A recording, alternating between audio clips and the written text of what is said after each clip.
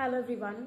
PCOS, আমি বলেছিলাম পিসিওডিকে কখনো পিসিওএসে কনভার্ট করতে দেওয়া যাবে না, কারণ পিসিওএস থেকে আমাদের নানান রকম সিরিয়াস কমপ্লিকেশন কিন্তু আসে। তার মধ্যে একটা হচ্ছে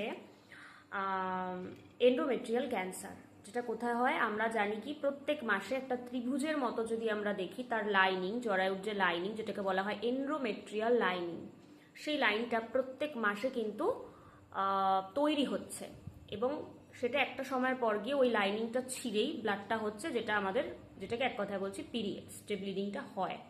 কিন্তু এই ধরনের পেশেন্টদের ক্ষেত্রে মাসের পর মাস নো পিরিয়ডস, যেটাকে এক কথায় বলা হয়ে থাকে amenorrhoea, no menstrual cycle, periods হচ্ছে না। আর না হতে হতে কি হয়, তাদের এন্ডোমেট্রিয়াল যে লাইনিং সেটা ঠিক হতে থাকে। আর এই যে ঠিক হওয়াটা কিন্তু ক্যান্সারের চান্সকে বাড়িয়ে দিচ্ছে। এই যে ঠিক হচ্ছে এন্ডোমেট্রিয়াল লাইনিংটা, এক কথায় সেটাকে বলা হয়ে থাকে এন্ডোমেট্রিয়াল হাইপারপ্লাসিয়া। আমাদের পিরিয়ডস হতে কোন দুটো হরমোন হেল্প করে? ইস্ট্রোজেন আর প্রোজেস্টেরন। এই দুটো হরমোন একত্রিতভাবে কাজ করে। দুটো হরমোন একত্রিতভাবে কাজ না করলে পিরিয়ডস কিন্তু আসবে না। আর দেখবেন সেই জন্য ডাক্তাররা, মানে এই ধরনের পেশেন্টদের মধ্যে ইস্ট্রোজেনের পরিমাণটা খুব বেশি থাকে, হাই থাকে। আর এই হাই ইস্ট্রোজেনকে কমাতে পারবে কে?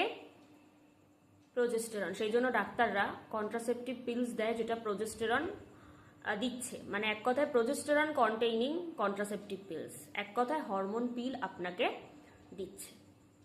আর এই যে জরায়ুর যে লাইনিংটা, সেটা যত ঠিক হবে আপনার সমস্যা বাড়বে, মানে সেটা আপনাকে ক্যান্সারের দিকে ঠেলে নিয়ে যাচ্ছে। তাই সময় থাকতে সতর্ক হন, ডায়েটিশিয়ানের সাথে পরামর্শ করুন, মেডিসিন যেটা দিচ্ছে, মানে মোটমাট কথা আপনি আপনার লাইফস্টাইলকে ঠিক রাখুন। নো মেনস্ট্রুয়াল সাইকেল মিন অ্যামেনোরিয়া, লাইনিং ঠিক হচ্ছে মানে সেটাকে বলা হয়ে থাকে এক কথায় এন্ডোমেট্রিয়াল হাইপারপ্লাসিয়া। এই মেডিকেল টার্ম আপনাদের নাও মনে রাখলে চলবে, যারা মনে রাখতে চান তারা মনে রাখতেই পারেন। সবাই সুস্থ থাকুন, আর এরকম আরও টিপস পেতে আমার চ্যানেল সাবস্ক্রাইব করে পাশে থাকুন। আবার বলছি, পিসিওডিকে কখনো পিসিওএসে কনভার্ট হতে দেবেন না।